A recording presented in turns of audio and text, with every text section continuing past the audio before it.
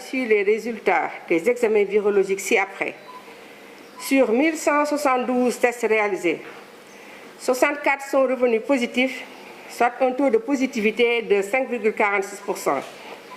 Les cas positifs sont répartis comme suit: 59 contacts suivis par non-service, 5 cas issus de la transmission communautaire répartis entre Grand Yoff 1, Diamniadio 1, Fatick 1 et Touba 2. 103 patients hospitalisés ont été contrôlés négatifs, donc guéris. 11 cas graves sont pris en charge dans les services de réanimation. L'état de santé des autres patients hospitalisés est stable.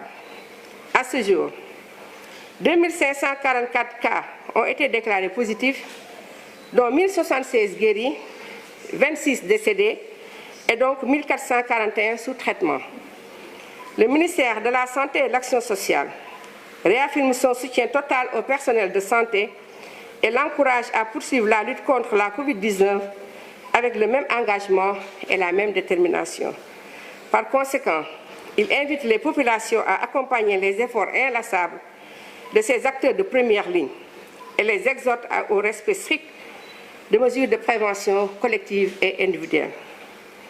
asalaamaaleykum askan wi ci bésu tey bii di altine fukki fan ak juróom-ñett ci mois de mai 2020 jot nañu résultat yi ci mbas mi ñuy wax Covid-19 fii ci Sénégal. ci junni ak téeméer ak juróom-ñaar fukk ak ñaar test yi nga xamante ne def nañ ko, juróom-benn fukk ak ñeent dellu si nañ ànd ak doomu jàngoro ji.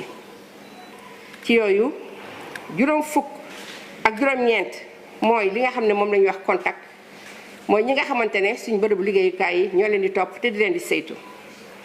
juróom ci ñoom la ñuy wax cas communautaire, ñu ngi leen di fekk ci diiwaan yi: benn ca Grand Yoff, benn sa Diamniadio, benn sa Fatick, ñaar ca Touba. téeméer ak ñett ñi nga xam ne feebar nañu te doon ci lalu hôpital yi bi ñu leen saytoo gisatuñu ci ñoom doomu jàngoro ji wër nañu. fukk ak benn cas grave nag la ñu am tey, ñi nga xamante ne ñu ngi ci bërëbu sawetaas yi ci hôpital yi. ñi nga xamante ne ñoo tëdd ci lalu hôpital yi ci bésu tey bii seen yaram mi ngi am tan. ci bésu tey bii dalee ko 2 mars ba léegi bi nga xamante ne ci la mbas mi dugg fii ci Sénégal, ñu ngi toll ci 2 junni ak juróomi téeméer ak ñeent fukk ak ñeent ci ñi nga xamante ne ñoo am doomu jàngoro ji.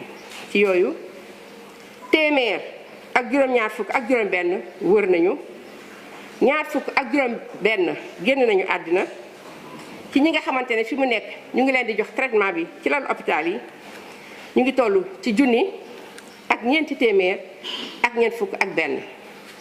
ministère de la santé et de l'action sociale mu ngi dolli di dooleel fajkat yi, ñi nga xamante ne ñoo nekk ci l'hôpital yi, ci centre de santé ak ñëpp ñi nga xamante ñu ngi leen di jàppaleel pour mën a daaneel mbas mi ñuy wax Covid-19. mu ngi leen di gën a dooleel, di leen di ñaan ñu gën a jàpp ci loolu. mu ngi wax tamit askan wi ne bu ñu gisee li nga xamante ne moom la waa kër docteur di def ak ñëpp ñu leen di jàppale, nañu gën a ñoom tamit jàpp ci li ñuy wax prévention individuelle et collective. maanaam mooy lépp loo xamante ne def nañu ko wala ñu ànd def ko ngir mbas mi génn Sénégal ba faw. maa ngi leen di gërëm di leen sant wasalaam.